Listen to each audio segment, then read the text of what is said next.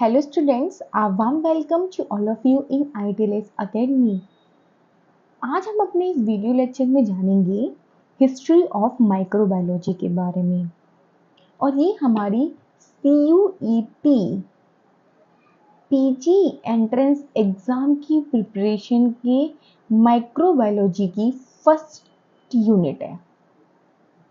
Okay, CUET entrance exam की preparation, entrance exam for microbiology।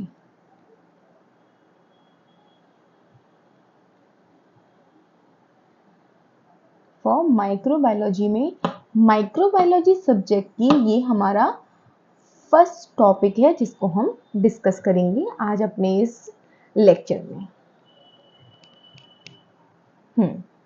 तो सबसे पहले हम ये जानते हैं कि माइक्रोबायोलॉजी बेसिकली है क्या। माइक्रोबायोलॉजी हमारी दो वर्ड से मिलके बनी है। फर्स्ट हमारी माइक्रो और दूसरी हमारी बायोलॉजी। माइक्रो का मतलब क्या है? अगर हम लेंथ की टर्म में बात करें तो 10 टू की power -6 micrometre, 1 metre equal to 10 to की पावर -6 माइक्रोमीटर।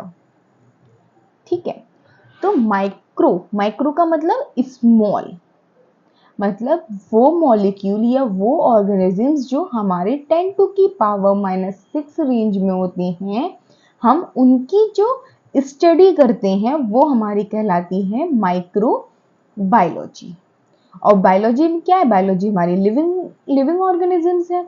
तो वो ऑर्गेनिजम्स जो हमारे 10 टू की पावर -6 की रेंज में होते हैं उनकी स्टडी कहलाती है हमारी माइक्रो बायोलॉजी।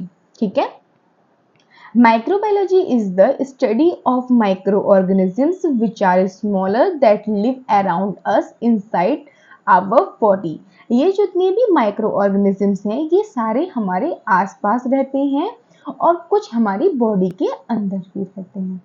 ठीक है, और जितने भी ये माइक्रो ऑर्गेनिजम्स हैं या तो ये सिंगल सेल्स होते हैं या फिर क्लस्टर ऑफ सेल्स होते हैं। इन्हें हम अपनी नेकेड आई से नहीं देख सकते हैं। इनको विजुअलाइजेशन करने के लिए, इनको देखने के लिए हमें माइक्रोस्कोप की रिक्वायरमेंट होती है। इसमें हम किस किस को इंक्लूड करते हैं? बैक्टीरियाज को, वायरसेस को, फंजाई को एंड प्रोटोजोआ। ये क्या है? हमारे माइक्रो ऑर्गेनिजम्स। और अगर इनके साइज की बात करें तो इनका साइज होता है 10 टू की पावर -6 माइक्रोमीटर रेंज में। ठीक है, इन्हें हम अपनी नेकेड आई से नहीं देख सकते। ठीक है, अब हम बात करते हैं सबसे फर्स्ट टर्म, ये है हमारा प्रियॉन्स। ये प्रियॉन्स क्या है? प्रियॉन्स क्या है? ये इन्फेक्टेड एजेंट है। ठीक है, ये क्या है? हमारा infected agent that cause the sponiform encephalophytes such as the scarpy in the sheep। जो हमारी सीप्स होती हैं उसमें स्कारपी नाम की एक डिजीज होती है, उसको ये कॉज करते हैं। और ये जो कॉजिटिंग एजेंट है वो हमारे प्रियॉन्स कहलाते हैं। और जो हमारे प्रियॉन्स हैं वो हमारे प्रोटीन से मिलके बने होते हैं।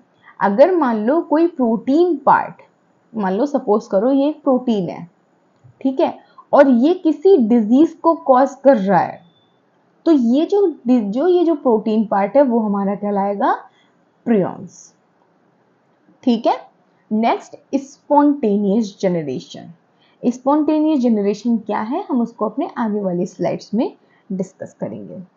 ठीक है, नाउ अब हम समझते हैं बायरॉइड्स के बारे में कि बायरॉइड्स क्या है। बायरॉइड्स क्या है? बायरॉइड्स एक इन्फेक्शंस एजेंट है। ये बायरॉइड्स भी हमारे क्या करते हैं? इन्फेक्शन करते हैं। पर ये किससे मिलके बने होते हैं? ये सिंगल स्टैंडर्ड या फिर आरएनए से मिलके बने होते हैं जो हमारे इन्फेक्शंस करते हैं बहुत सारे प्लांट में। जैसे मान लो ये हमारा कोई वायरस है, मतलब ये कोई हमारा पार्टिकल है। ठीक है, अब उसमें जो जेनेटिक मटेरियल है वो हमारा सिंगल स्टैंडर्ड आरएनए है या फिर सर्कुलर फॉर्म में आरएनए है। तो अब ये जो स्ट्रक्चर है या फिर ये ऑर्गेनिजम्स है वो हमारा कहलाएगा वायरोइड्स। ठीक है, और ये वायरोइड्स बहुत सारे प्लांट्स में डिजीज कॉज करते हैं। ठीक है, अब हम जानते हैं वायरस, और जो वायरस है उससे हम सब अवेयर हैं। कोविड वायरस ने तो लॉकडाउन भी लगवा दिया था, तो वही वायरसेस है। क्या है वायरस? ये भी कौन है, क्या है? इन्फेक्शियस, ये इन्फेक्शन कॉजिंग एजेंट, मतलब कि ये इन्फेक्शन को कॉज करते हैं। Having a similar acellular organisation with a protein coated nucleic acid as a genome and lack of independent metabolism and reproducible only within a living host cell। Viruses क्या है? Viruses एक मतलब क्या है? Infectious कोज, मतलब कि इन्फेक्शन को cause करने वाले एजेंट हैं, जो हमारे जिसमें हमारा जो जेनेटिक मटेरियल है, जो ये हमारा डीएनए भी हो सकता है और आरएनए भी हो सकता है, और ये जो जेनेटिक मटेरियल है वो एक प्रोटीन के अंदर कोड होता है। तो अब ये क्या कहलाता है? हमारा वायरस। इसमें क्या है? ये फ्रीली रिप्रोड्यूस नहीं कर सकता है, ये फ्रीली अपनी मेटाबॉलिज्म एक्टिविटी भी परफॉर्म नहीं कर सकता। अगर इसको, जैसे सपोज करो यहाँ पे ये वायरस पड़ा है, ठीक है, तो ये वायरस सिर्फ एक क्रिस्टल की फॉर्म में पड़ा है, ये बिल्कुल भी एक्टिव नहीं है। अब यही वायरस किसी लिविंग सेल्स में इंट्रोड्यूस हो गया, मान लो हमारी बॉडी में अंदर आ गया, तो अब ये क्या करेगा? हमारी बॉडी में आकर हमारे जो सेल्स हैं या हमारा जो जेनेटिक मटेरियल है, हमारा मेटाबॉलिज्म है, उससे अपने नंबर को इंक्रीज करेगा और डिजीज को कॉज करेगा। तो अगर इस टाइप का कोई भी एजेंट है जो डिजीज को कॉज कर रहा है, हम उसे कहते हैं वायरस। अब हम देखते हैं वायरसोइड्स की। वायरसोइड्स क्या है? वायरसोइड्स क्या है? ये भी एक हमारे इन्फेक्शियस एजेंट्स होते हैं, जिनका जो जेनेटिक मटेरियल होता है या जो मिलके बने होते हैं, किससे? सिंगल स्ट्रैंडेड आरएनए से। मोस्ट ऑफ द वायरोसाइट्स हमारे सिंगल स्ट्रैंडेड आरएनए से मिलके बने होते हैं, और ये भी किसी की, मतलब कोई भी अगर स्पेसिफिक वायरस नहीं है या फिर कोई होस्ट सेल नहीं है, तो ये भी रेप्लिकेट खुद से नहीं कर सकते। इनको भी रेप्लिकेशन करने के लिए एक होस्ट सेल की रिक्वायरमेंट होती है, जैसे हमारी वायरसेस को होते हैं। तो देखो वायरोइड्स क्या है? वायरोइड्स एक ऐसे एजेंट हैं जो सिंगल स्ट्रैंडेड या फिर सर्कुलर आरएनए से मिलकर बने होते हैं। वायरस क्या है? वायरस एक ऐसे एजेंट है जिसका जो न्यूक्लिक एसिड होता है वो प्रोटीन से कोड होता है। ठीक है भाई। अब वायरोसाइट्स क्या होते हैं? वायरोसाइट्स एक ऐसे एजेंट्स होते हैं जो single stranded RNA, most of the virocytes हमारे सिंगल स्ट्रैंडेड आरएनए से मिलके बने होते हैं, और ये भी मतलब इंडिपेंडेंटली रेप्लिकेट नहीं कर सकते हैं, इनको भी रेप्लिकेट करने के लिए किसी होस्ट सेल की रिक्वायरमेंट होती है।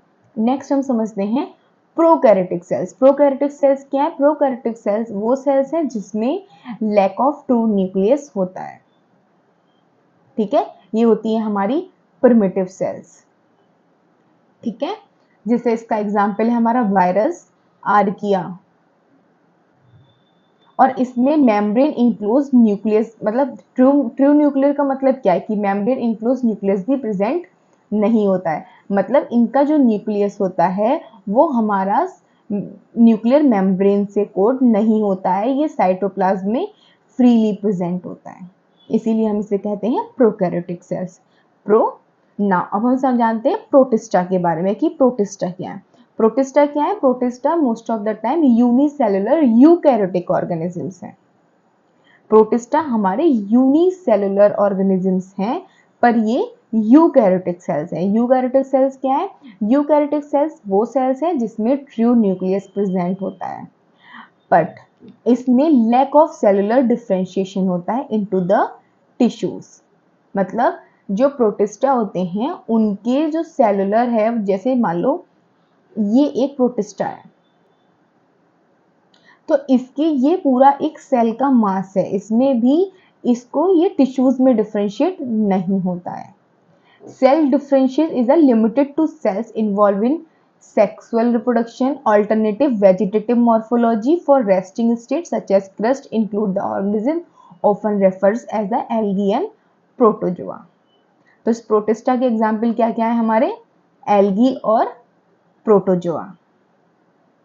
ठीक है, नेक्स्ट हम देखते हैं आर्कीज। आर्कीज क्या है, ये क्या है, the domain of life that contain the prokaryotic cells. ये जो आर्कीज होते हैं ये हमारे प्रोकैरियोटिक सेल्स को ही कंटेन करते हैं, लेकिन इनकी जो सेल मेम्ब्रेन होती है उसमें पेप्टाइडोग्लाइकेन एब्सेंट होता है। पेप्टाइडोग्लाइकेन की जगह कुछ यूनिक लिपिड्स होती हैं वो प्रेजेंट होती हैं। ठीक है, नेक्स्ट हम बात करते हैं बैक्टीरियाज, जो हमारा मेन टॉपिक है।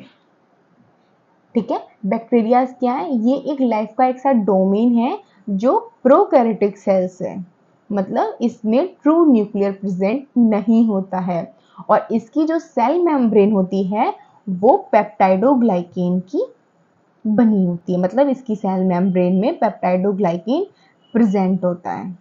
ठीक है, अब हम बात करते हैं यूकैरिया या फिर यूकैरियोटिक्स की। यूकैरियाज क्या है, यूकैरिया एडवांस लेवल की सेल्स हैं। एडवांस लेवल्स की सेल से मतलब ये है कि इनका जो न्यूक्लियस होता है वो ट्रू न्यूक्लियस होता है। इनका जो न्यूक्लियस है वो बाकायदा सेल न्यूक्लियर मेम्ब्रेन से कवर होता है, सारे सेल ऑर्गेनिजम्स प्रेजेंट होते हैं और प्रॉपर तरीके से वर्किंग होती है। इसका एग्जाम्पल है हमारा Protista, fungi, plant cell and animal cells. ठीक है, नेक्स्ट हम बात करते हैं फंजाई। फंजाई क्या है, फंजाई एक डाइवर्स ग्रुप है माइक्रो ऑर्गेनिजम्स का दैट रेंज फ्रॉम, ये जो फंजाई है ये डाइवर्स ग्रुप है, ये यूनिसेलुलर से लेके मल्टी सेलुलर तक होते हैं। ठीक है, जैसे मोल्ड्स एंड मशरूम, इसके एग्जाम्पल है हमारे फंजाई के। यूनिसेलुलर सेल क्या है, यूनिसेलुलर सेल एक ऐसी सेल्स है जिसमें सिंगल सेल्स में ही जितनी भी हमारी लाइफ की सारी एक्टिविटी हैं वो सिंगल सेल में ही परफॉर्म होती हैं। मल्टीपल सेल का मतलब ये है अपनी पूरी लाइफ को स्पेंड करने के लिए एक से ज़्यादा सेल्स इन्वॉल्व होना। मतलब अगर हमें हमारी सेल्स का कोई भी फंक्शंस को परफॉर्म करना है, अगर उसके लिए एक सेल ही रिस्पॉन्सिबल है तो उसे हम कहेंगे यूनिसेलुलर सेल्स। अगर एक से ज़्यादा सेल्स इन्वॉल्व होंगी तो हम उसे कहेंगे मल्टीसेलुलर सेल्स। ठीक है, और यीस्ट जो फंजाई है वो एक इसी टाइप का ग्रुप है। अगर हम यूनिसेलुलर की बात करें तो इसका एग्जाम्पल है यीस्ट, और मल्टीसेलुलर की बात करें तो मोल्ड एंड मशरूम्स। ठीक है, now this is whole about the history of, ये जो रेड वाला पार्ट है ये वाला, जैसे सबसे पहले कंपाउंड माइक्रोस्कोप डिस्कवर हुआ, फिर हमारा सेल मेम्ब्रेन, रॉबर्ट हुक ने हमारी सेल को डिस्कवर किया पर वो हमारी नॉन लिविंग सेल्स थी। उसके बाद लिवर्ने हॉक ने हमारी लिविंग सेल्स को डिस्कवर किया। फिर हमारे फ्रांसिस रेडी ने स्पॉन्टेनियस थ्योरी को डिस्कार्ड किया कि ऐसा कुछ नहीं होता है कि living cells non living cells से मिलकर बनी नहीं होती हैं, तो उसको रेडी फ्रांसिस ने 1688 में प्रूव किया। फिर हमारे स्पॉन्टेनियस थ्योरी को फिर एक साइंटिस्ट आए, फिर उन्होंने मतलब रेडी जो हमारा फ्रांसिस रेडी थे उनके एक्सपेरिमेंट को एग्री किया। उसके बाद फिर जेनर साइंटिस्ट आए जिन्होंने हमारा वैक्सीनेशन किया, मतलब स्मॉल पॉक्स के लिए वैक्सीनेशन किया बाय द हेल्प ऑफ मतलब काउपॉक्स का, मतलब स्मॉल पॉक्स को ट्रीट करने के लिए उन्होंने काउपॉक्स का यूज़ किया। फिर उसके बाद पाश्चर आए, पाश्चर ने जो हमारी स्पॉन्टेनियस थ्योरी थी उसको मतलब क्या कर दिया, डिसप्रूव कर दिया। उसके बाद हमारे कोच पास्चरेट आए जिन्होंने बहुत सारे एक्सपेरिमेंट किए, जिन्होंने हमारा पब्लिश किया। उसके बाद फिर उन्होंने फैगोसाइटोसिस ऑटोक्लेव डेवलप किया, ग्राम स्ट्रेनिंग की। तो ये सारी डिस्कवरीज थी जो हमारी अब तक होती हैं, ये किसमें, माइक्रोबायोलॉजी में। और जितनी भी ये रेड वाला पार्ट है वो सारा हमारा हिस्ट्री ऑफ माइक्रोबायोलॉजी को रिप्रेजेंट करता है। और इसके साथ साथ इधर जो हमारे ये वाला पार्ट है वो हिस्ट्री ऑफ माइक्रोबायोलॉजी बताता है।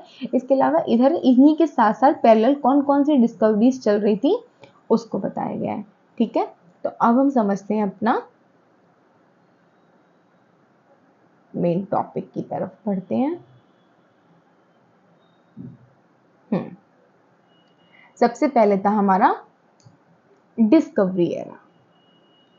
सबसे पहले दी गई थी एरिस्टोटल के द्वारा स्पॉन्टेनियस थ्योरी, और इस स्पॉन्टेनियस थ्योरी में ये बताया गया कि जितने भी लिविंग ऑर्गेनिजम्स हैं वो सारे नॉन लिविंग ऑर्गेनिजम्स से बने हैं।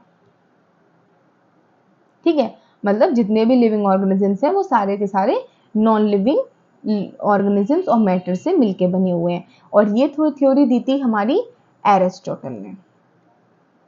ठीक है, अब उसके बाद क्या हुआ, साइंटिस्ट आए, रिसर्च हुई, रिसर्च होने के बाद फिर हमारे एक नए साइंटिस्ट आए 13th सेंचुरी में, जिनका नाम था हमारा रोजनबेकर आए हमारे 13th सेंचुरी में। उन्होंने ये बताया कि जो भी डिजीज होती हैं वो एक माइन्यूट सीड्स या जर्म उसके द्वारा होती हैं। कुछ ना कुछ ऐसे माइन्यूट सीड्स हैं या फिर जर्म्स हैं जो डिजीज को कॉज करते हैं। ठीक है, उसके बाद हमारे 1665 में रॉबर्ट हुक ने अपनी माइक्रोग्राफिया एक बुक पब्लिश की थी, और जिसमें उन्होंने सबसे पहले माइक्रो ऑर्गेनिजम्स का एक फर्स्ट ड्राइंग बनाई जिसको पब्लिश किया। ठीक है, किसने सबसे पहला जो माइक्रो ऑर्गेनिज्म की ड्राइंग थी वो रॉबर्ट हुक ने पब्लिश की थी 1665 में अपनी बुक माइक्रोग्राफिया के अंदर। और रॉबर्ट हुक ने ही हमारी सेल की डिस्कवरी की थी, और जो इन्होंने डिस्कवरी की थी, ये जो हमारी सेल्स थी वो हमारी नॉन लिविंग सेल्स थी। ठीक है,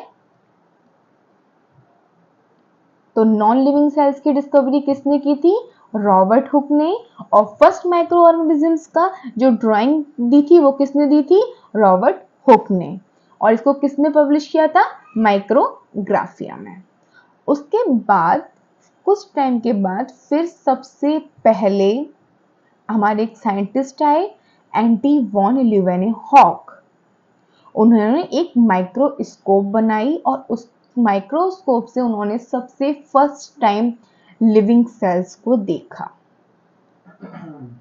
ठीक है, तो लिविंग सेल्स को उन्होंने विजुअलाइज किया किसके अंदर, माइक्रोस्कोप के अंदर। और ये माइक्रोस्कोप इन्होंने अपनी खुद डिजाइन की गई थी, और इसी माइक्रोस्कोप के अंदर जो उन्होंने लिविंग सेल्स देखी थी वो थी हमारी बैक्टीरिया।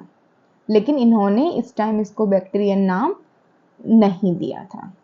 ठीक है, तो अगर बात आती है लिविंग सेल्स की डिस्कवरी की, तो लिविंग सेल्स की डिस्कवरी हमारी की थी एंटी वॉन ल्यूवेनहॉक ने। ठीक है, नेक्स्ट ये थी हमारी माइक्रोस्कोप जो एंटी वॉन ल्यूवेनहॉक ने डिजाइन की थी, और जिसके थ्रू उन्होंने माइक्रो ऑर्गेनिजम्स को देखा था। ये था लेंस, ये था स्पेसिमेन होल्डर, और इस पे हम अपने स्पेसिमेन को रखते हैं ऑन मतलब 45 डिग्री पे अपने सैंपल को हम यहाँ पे रखते हैं। ठीक है, ये था फोकस स्क्रू, इससे हम अपने फोकस को मेंटेन करते थे, मतलब अपना फोकस अच्छे से देखते हैं कि फोकस लगाते हैं स्पेसिमेन पे, जिससे हम अपने डायग्राम को अच्छे से देख पाए स्पेसिमेन को। ये था हैंडल। ठीक है, और इस तरीके से इसको अपनी आंख पे हम रखते हैं और इस माइक्रोस्कोप से किसी भी इस माइक्रोब्स को देख सकते हैं। ठीक है, और ये हमारे कुछ माइक्रोब्स थे जिनको सबसे पहले एंटी वॉन ल्यूवेनहॉक ने देखा और डिजाइन किया।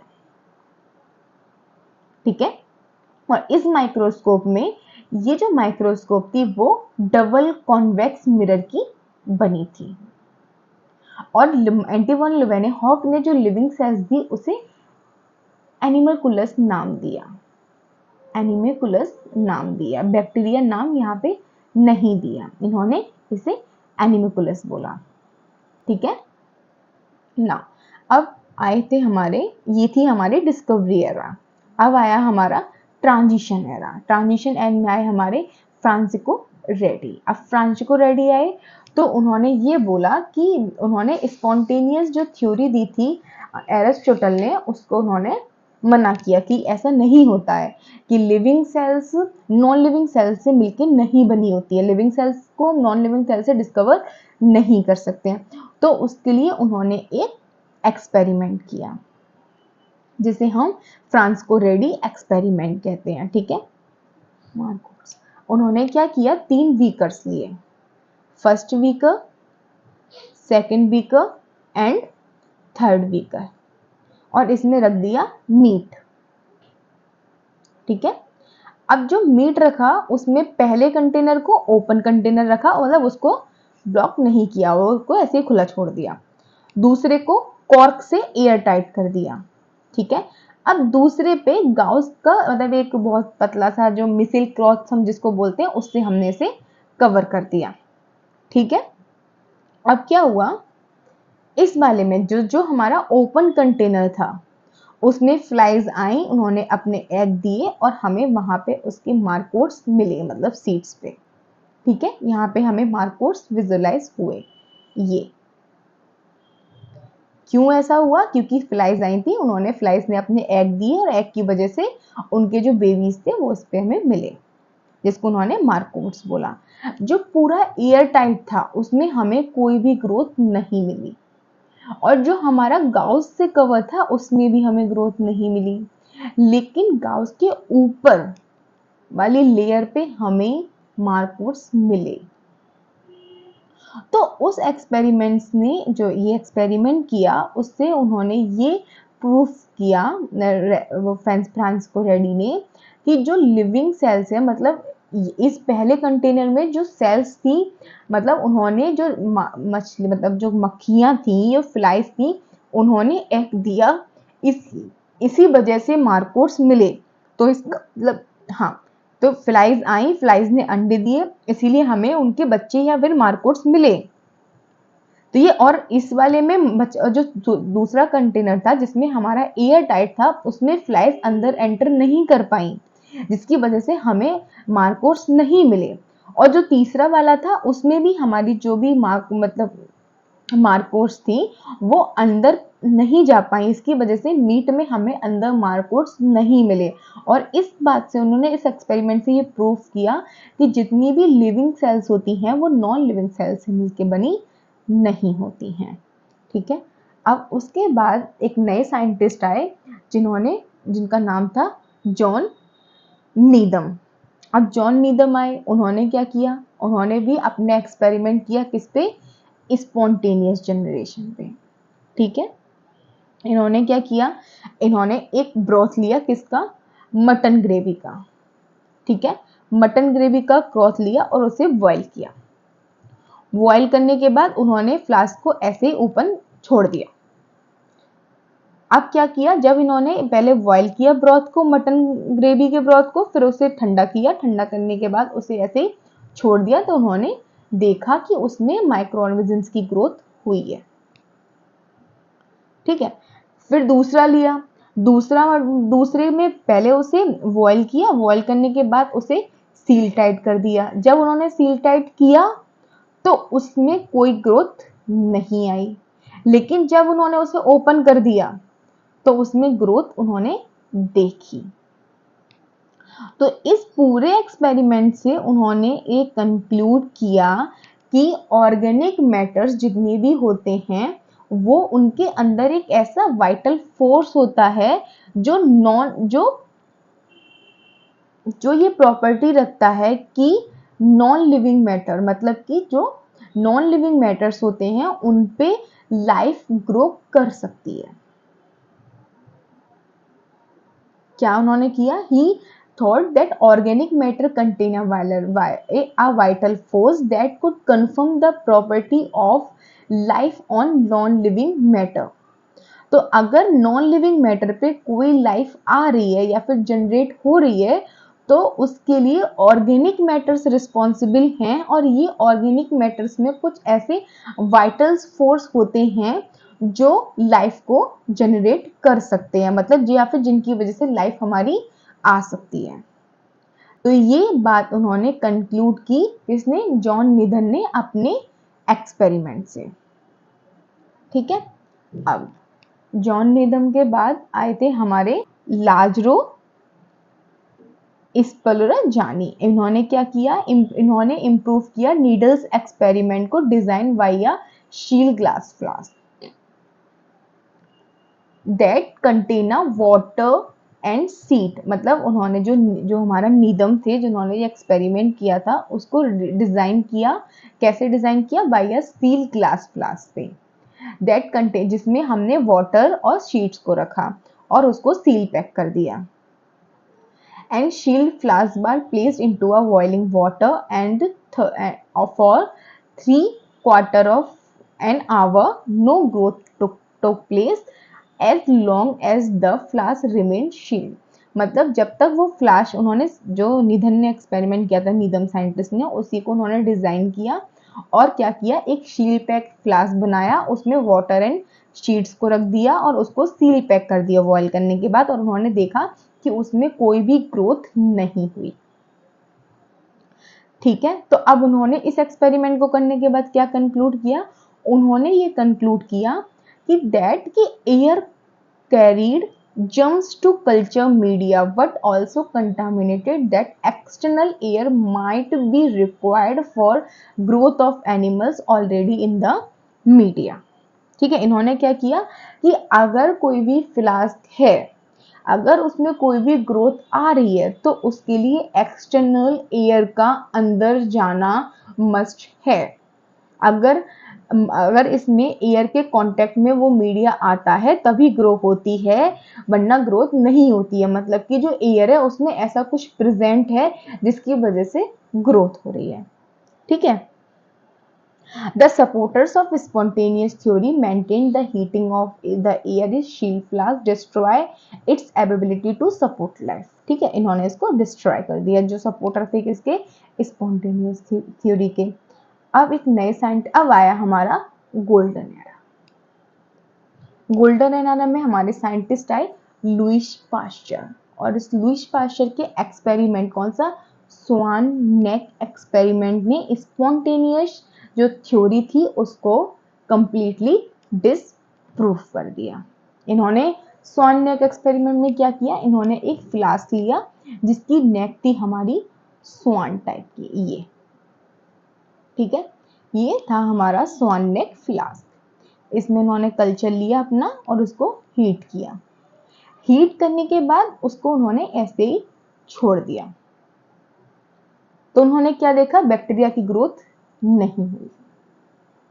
फिर उन्होंने क्या किया, फिर से इसको कल्चर लिया। अब इसके बाद इसकी नेक को उन्होंने कट कर दिया। जब इन्होंने कट कर दिया तो बैक्टीरिया की ग्रोथ आई। फिर क्या किया, फिर से एक और फ्लास्क लिया ऊपर, अब इसको क्या कर दिया, टिल्ड कर दिया। जब इन्होंने टिल्ड कर दिया तब भी बैक्टीरिया की ग्रोथ आई। तो अपने इस पूरे एक्सपेरिमेंट से इन्होंने कंक्लूड किया कि जो हमारा पहला वाला फ्लास्क था उसमें हमारे कोई भी पार्टिकल्स बैक्टीरिया के प्रेजेंट नहीं हैं। वो क्यों प्रेजेंट नहीं है, क्योंकि देखो यहाँ से हेयर एंटर की और एंटर करने के बाद ये इसकी जो नेक थी, मतलब नेक की जो इसकी ये जो वॉल्स हैं उस वॉल्स पे ही जर्म्स और जो भी हमारे बैक्टीरिया थे वो चिपक गए, जिसकी वजह से वो हमारे कल्चर तक नहीं पहुंच पाए, और कल्चर तक नहीं पहुंच पाए इसी की वजह से यहाँ पे हमें कोई भी ग्रोथ देखने को नहीं मिली। लेकिन जब हमने इस नेक को कट कर दिया तो अब जो एयर है वो डायरेक्ट हमारे किस में आई, हमारे जो बैक्टीरिया का कल्चर है उसके डायरेक्ट कांटेक्ट में आई। तो डायरेक्ट कांटेक्ट में आने की वजह से, और हमारी एयर है उसमें ऑलरेडी जर्म्स वगैरह प्रेजेंट होते हैं, तो इसीलिए इस वाले कल्चर में हमने अपनी जो बैक्टीरिया की ग्रोथ है उसको देखा। अब इसमें हमने क्या किया, इसमें हमने इसको टिल्ड कर दिया, और टिल्ड करने की वजह से ये जो एयर थी वो हमारी इससे इसके जो कल्चर है उसके कांटेक्ट में आ गई। वो जो भी जर्म्स थे, जैसे इस वाली में क्या था, उसे यहाँ से क्रॉस करके फिर इस तरीके से जाके यहाँ तक जाना था। तो इस पूरी प्रोसेस में जो भी जर्म्स एंड जर्म्स थे और वो सारे हमारे बॉल से चिपक गए, और चिपकने की वजह से क्या हुआ, ये फिल्टर आउट हो गई एयर, और हमारे एयर जो प्योर एयर थी वही यहाँ तक पहुंची, जर्म्स यहाँ तक नहीं पहुंच पाया। सारे जर्म्स हमारे इसकी जो स्वान नेक थी इसी पे चिपक गए। लेकिन इसमें क्या था, ये जो कल्चर था वो हमारी इस वाली जो स्वान नेक है यहाँ तक था, जैसे देखिए ये था, यहाँ पे भी है। तो जिसकी वजह से जो भी जो एयर में जो भी जर्म्स थे वो डायरेक्ट इसके कांटेक्ट में आए, और जिसकी वजह से बैक्टीरिया की ग्रोथ हमने देखी। और इस एक्सपेरिमेंट से उन्होंने प्रूव किया कि कोई भी living organisms non living organism से नहीं बनता है। अगर कोई भी लिविंग ऑर्गेनिजम्स बना है तो उसके लिए एक प्रिमिटिव सेल्स की रिक्वायरमेंट है। ठीक है, नेक्स्ट, अब लुईस पास्चर ने अपने इस स्वाइन, जो हमारा स्वान नेक फ्लास्क एक्सपेरिमेंट था, इसके अलावा उन्होंने पास्चराइजेशन की मेथड दिया, जो हमारा मिल्क इंडस्ट्री में बहुत इंपॉर्टेंट रोल प्ले करता है। इसके अलावा उन्होंने फर्मेंटेशन प्रोसेस की भी डिस्कवरी की। इसके अलावा उन्होंने रेबीज एंड एंथ्रेक्स वैक्सीन भी दी। उन्होंने माइक्रोबायोलॉजी, एरोबिक और एनारोबिक टर्म्स भी इंट्रोड्यूस किए। स्पॉन्टेनियस थ्योरी को डिस्प्रूव किया, और ये डेमोन्स्ट्रेट किया कि जो हमारी एंथ्रेक्स डिसीज है वो कॉज होती है बैक्टीरिया के द्वारा, और इसको रिड्यूस करने के लिए उन्होंने वैक्सीन भी दी।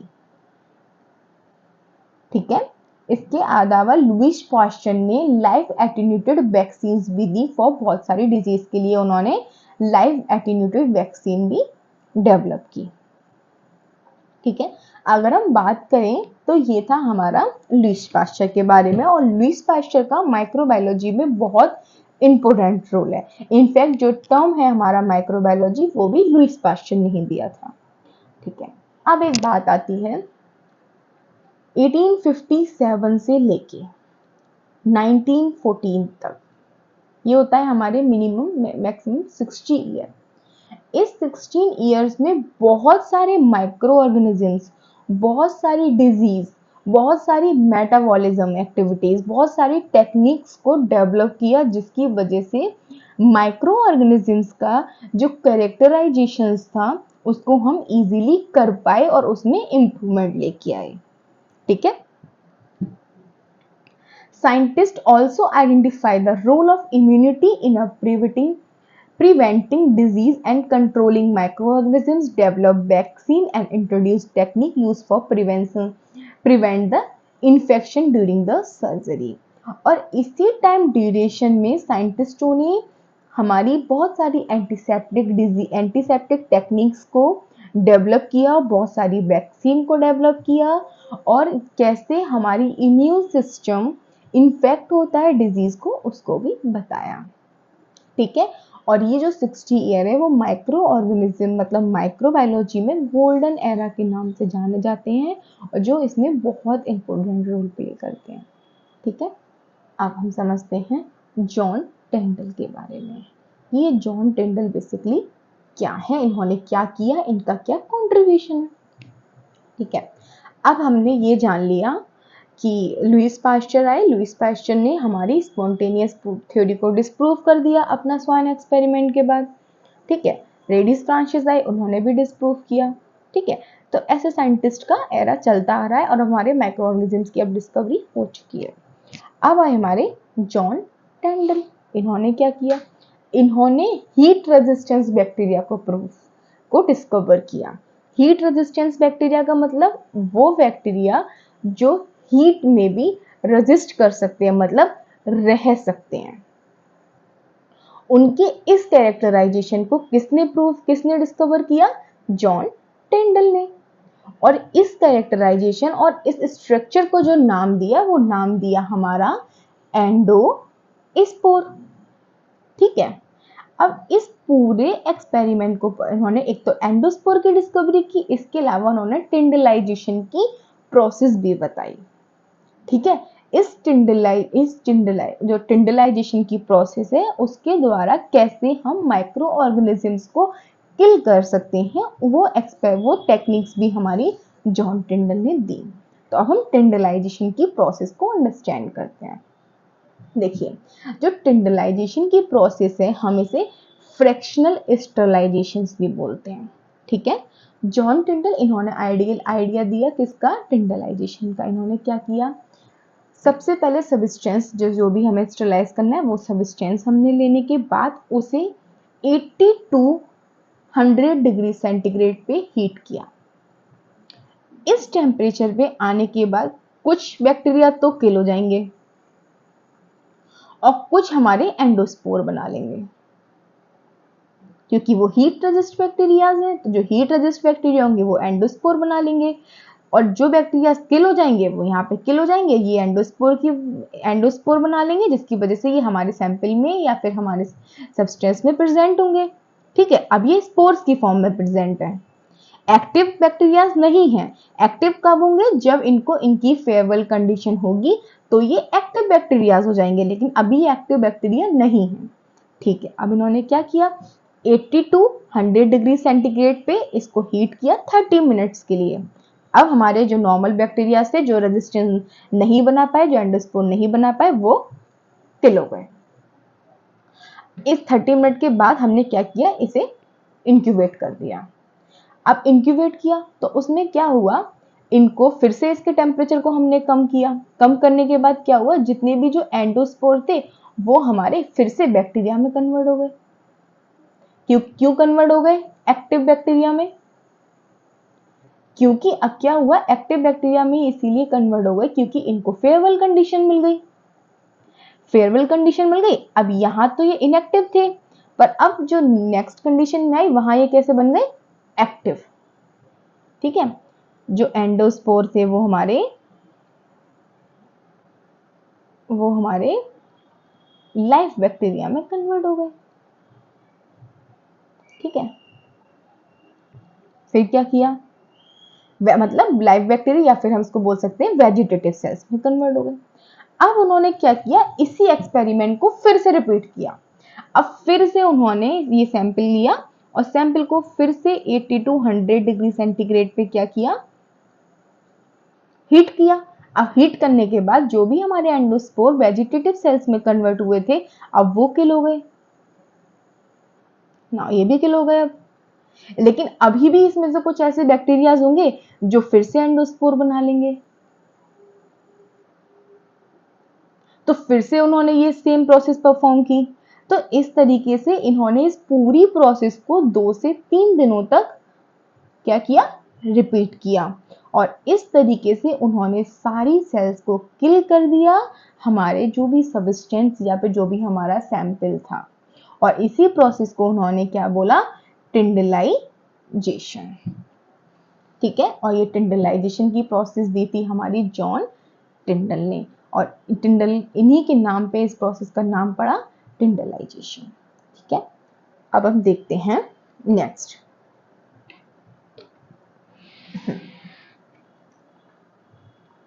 अब हमारे एक साइंटिस्ट आए जिनका नाम था एगस्टो बस्सी। अब एगस्टो बस्सी साइंटिस्ट जो आए, उन्होंने 1835 में देखा कि जो भी डिजीज कॉज होती है वो माइक्रो ऑर्गेनिजम्स की वजह से होती है। ठीक है, और उन्होंने ये देखा कि जो सिल्क वॉर्म डिजीज हो रही है वो फंगल इन्फेक्शन की वजह से हो रही है। ठीक है, नेक्स्ट। अब हमारे साइंटिस्ट आए 1985, मतलब 1835 में ये बात प्रूफ हुई कि जो सिल्क वॉर्म डिजीज है वो हमारी फंगल इन्फेक्शन है, बैक्टीरियल इन्फेक्शन नहीं है। ठीक है, अब हमारे साइंटिस्ट आए इसमें इनके 10 इयर्स बाद 1845 में एम.जे. वर्कले। इन्होंने क्या देखा कि जो हमारी पोटैटो में डिजीज हो रही है वो होती है वाटर मोल्ड के द्वारा। इसके लिए वाटर मोल्ड रिस्पॉन्सिबल है। सबसे पहले 1835 में सिल्क वॉर्म डिजीज को प्रूफ किया गया कि ये फंगल डिजीज है। उसके बाद फिर 1845 में ये बात देखी गई, फिर 53 में ये बात देखी गई। ठीक है, इसके बाद आया हमारा एक न्यू एरा जिसमें थे। अब एक साइंटिस्ट आए हमारे इंग्लिश सर्जन जोसेफ लेस्टर। इनको हम क्या बोलते हैं, फादर ऑफ एंटीसेप्टिक सर्जरी। इन्होंने कंक्लूड किया कि जो भी बाउंड इन्फेक्शंस होते हैं, अगर कोई घाव है, अगर उस पर कोई इन्फेक्शन हो रहा है तो उसके लिए माइक्रो ऑर्गेनिजम्स रिस्पॉन्सिबल होते हैं। इस बात को कंक्लूड किया किसने, जोसेफ लेस्टर ने। ठीक है, इसके अलावा इन्होंने बैक्टीरिया को प्रिवेंट करने के लिए भी जिससे वो हमारी बाउंड में एंटर ना करें, उसके लिए भी इन्होंने टेक्निक दी। क्या टेक्निक दी इन्होंने? इंस्ट्रूमेंट्स व heat sterilized and phenol was used on a surgical dressings at a time spray over the surgical area। मतलब इन्होंने क्या किया, जो फिनॉल होता है उसको आप स्प्रे कर दो सर्जिकल एरिया से, जिससे जो भी हमारे माइक्रो ऑर्गेनिजम्स हो जाएंगे वो किल हो जाएंगे। This approach was remarkable successful transformed surgery. It also proved the strong indirect evidence for the role of microorganisms in disease because of phenol, which kills the bacteria, also prevent the bound infection। कैसे?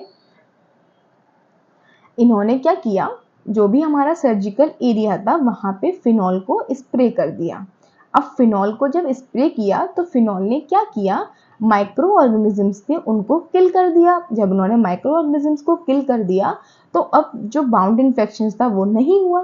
तो इससे ये proof हुआ कि जो भी हमारा bound infection है वो माइक्रो ऑर्गेनिजम्स की वजह से होता है, और अगर हम फिनॉल को स्प्रे कर देते हैं अपने सर्जिकल एरिया और ड्रेसेस पे तो हम अपने इस बाउंड इन्फेक्शन को रोक सकते हैं। ठीक है, तो एंटीसेप्टिक सर्जरी में इनका बहुत इंपॉर्टेंट रोल है। किसका? जोसेफ लेस्टर का। अब नेक्स्ट आते हैं हमारे रॉबर्ट कोच।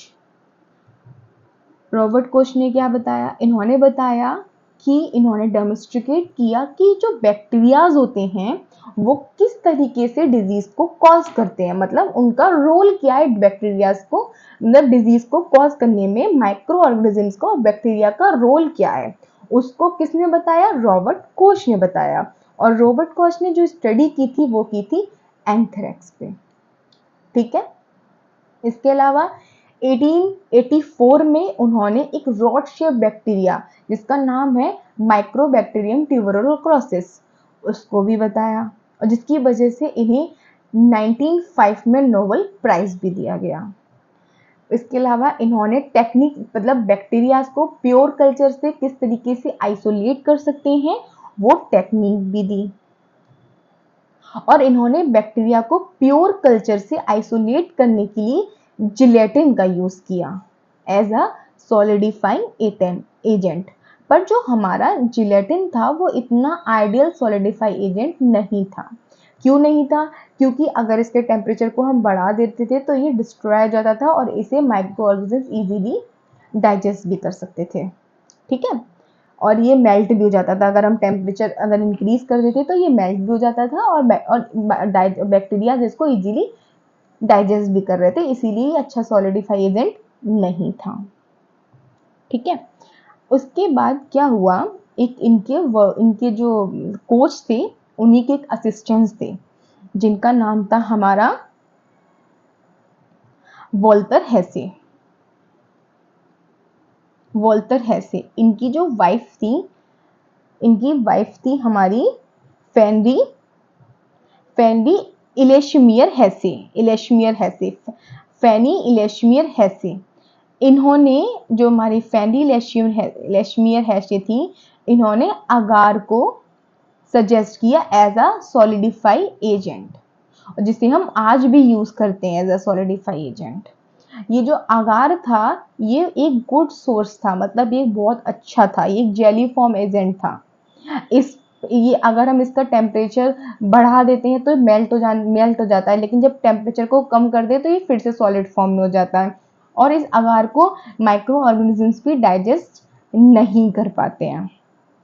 तो इसीलिए अगार को हम फिर जिलेटिन की जगह फिर हम अगार को यूज करने लगे एज अ सोलिडिफाई एजेंट। इसके बाद जो भी हमारे कोच थे, उनके जो भी एसोसिएट्स थे, उन्होंने बहुत सारे न्यूट्रिएंट अगार मीडिया को डेवलप किया जो आज भी बहुत ज्यादा यूजफुल है। ठीक है,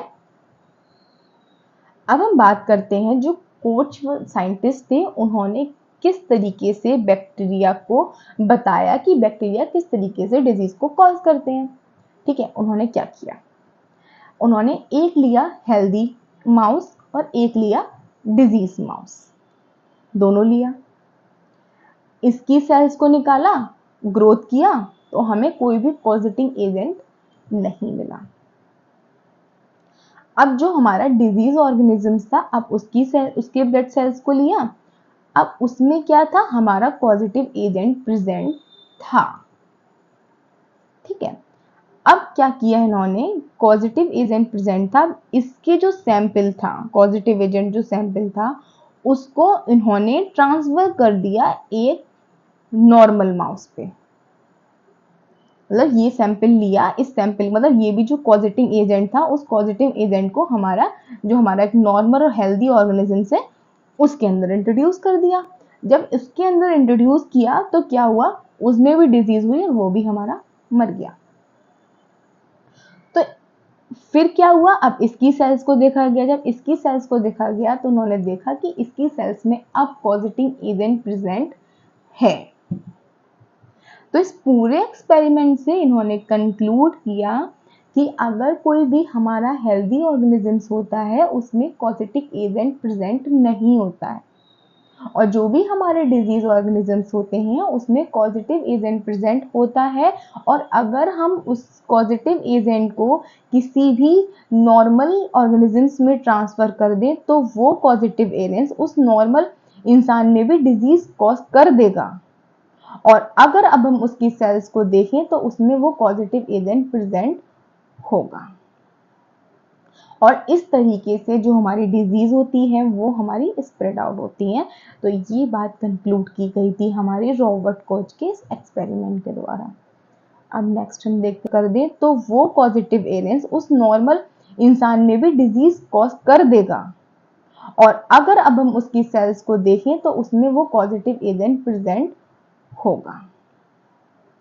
और इस तरीके से जो हमारी डिजीज होती है वो हमारी स्प्रेड आउट होती हैं। तो ये बात कंक्लूड की गई थी हमारे रॉबर्ट कोच के इस एक्सपेरिमेंट के द्वारा। अब नेक्स्ट हम देखते हैं, अब हमारे एक साइंटिस्ट आए रिचर्ड पेट्री, और रिचर्ड पेट्री ने ही पेट्री डिस्क को डेवलप किया था, जिसको आज हम एज अ कंटेनर यूज करते हैं फॉर सॉलिडिफाइंग एजेंट। अब अगर अब हमने बैक्टीरिया की बात की, माइक्रो ऑर्गेनिज्म से, अगर हम वायरस की बात करें तो वायरस की केस में एक चार्ल्स हमारे चैम्बरलेन साइंटिस्ट थे जो हमारे पास्चर के एसोसिएट थे। उन्होंने एक हमारा फिल्टर पेपर प्रिपेयर किया था जो बैक्टीरिया को फिल्टर करता था 1884 में, और जिसने वायरसेस की डिस्कवरी में मोस्ट इंपोर्टेंट रोल प्ले किया।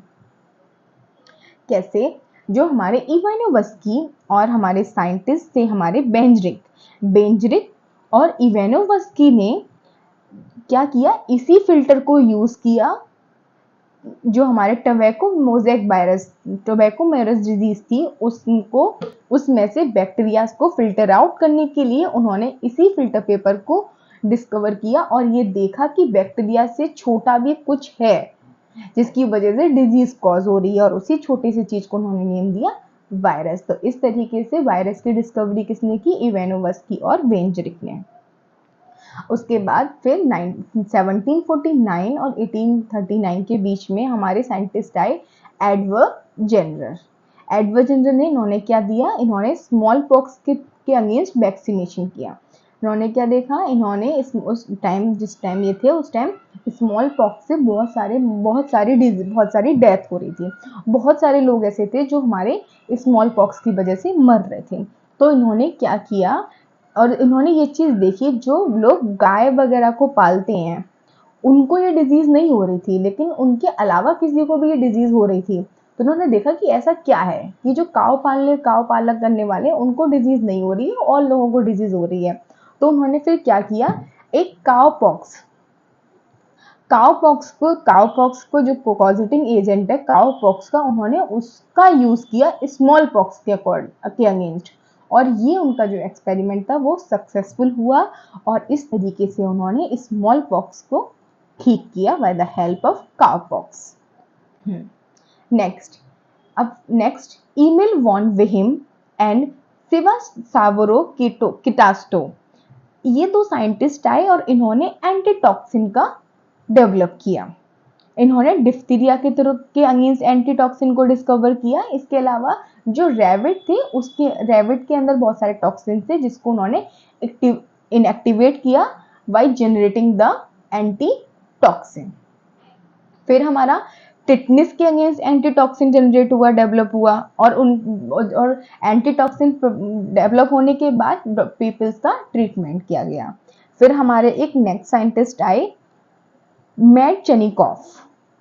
मैट टेनिकॉफ।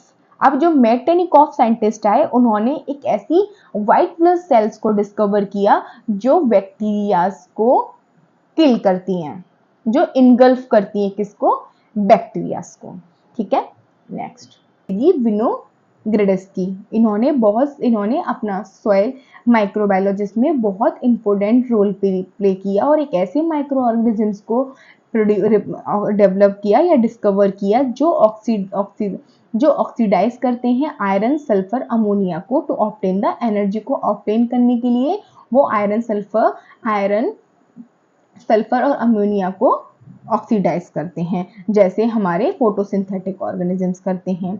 इसके अलावा इन्होंने बहुत सारे एनारोबिक नाइट्रोजन फिक्सेशन बैक्टीरिया पर स्टडी की और सेलुलोज के डिकम्पोजिशन पे भी स्टडी की। फिर हमारे एक नए साइंटिस्ट आए, वेंजरनिक। इन साइंटिस्ट ने हमारा जो माइक्रोबियल इकोलॉजी थी उसमें बहुत इंपॉर्टेंट रोल प्ले किया और इन्होंने बहुत सारे नाइट्रोजन फिक्सेशन बैक्टीरिया जैसे हमारा एजोटोबैक्टर, रोट नोड्यूल बैक्टीरिया, जैसे हमारा राइजोपियम सल्फर, इस तरीके के बैक्टीरिया को उन्होंने क्या किया, डिस्कवर किया और आइसोलेट किया। फिर हमारे बहुत सारी इनरिचमेंट कल्चर की टेक्निक्स को जैसे सिलेक्टिव मीडिया को भी इन्होंने डेवलप किया और जो आज माइक्रोबायोलॉजी फील्ड में बहुत इंपॉर्टेंट रोल प्ले करता है। ठीक है, नेक्स्ट हमारे कुछ और भी बैक्टीरियाज है जिनको डिस्कवर किया गया था इन साइंटिस्ट के द्वारा, जैसे हैंसन ने हमारा बैसिलस बैक्टीरिया को डिस्कवर किया। ऐसे ही ये कुछ साइंटिस्ट की लिस्ट है।